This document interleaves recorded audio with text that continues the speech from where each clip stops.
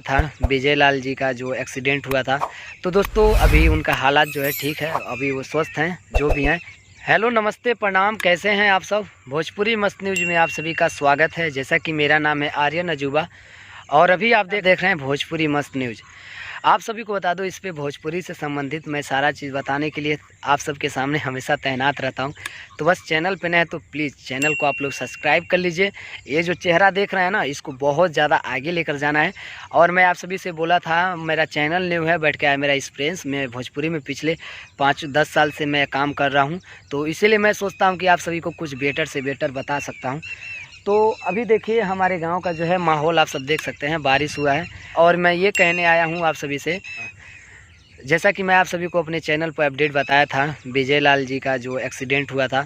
तो दोस्तों अभी उनका हालात जो है ठीक है, अभी वो स्वस्थ हैं जो भी हैं। आप लोगों को बता दूं, जो कि बहुत लोग कमेंट कर रहे थे ये सब दिनेश लाल यादव निरहुआ जी की वजह से हो रहा है, ये हो रहा है वो हो रहा है।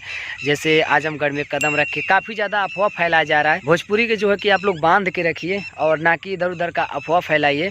ऐसा कुछ भी नहीं है, कोई किसी का एक्सीडेंट नहीं करवाया है। ऐसा नहीं है कि उधर से कोई ट्रक आ गया जैसे फिल्मों में दिखाया जाता है उन लोगों को। ऐसा तो कोई बात है नहीं कि कोई जान के एक्सीडेंट करवाएगा। और जो है कि उनके चाचा हैं वो आप सब तो जानते ही हैं। ऐसा कोई कुछ नहीं है दोस्तों। ये नहीं कि अखिलेश यादव और हैं तो और निरहुआ जो है योगी जी और हैं, मोदी जी और हैं, ऐसा कुछ भी नहीं है। अपना भोजपुरी जो है, भोजपुरी उनका अलग दुनिया है, हम लोग का अलग दुनिया है भोजपुरी।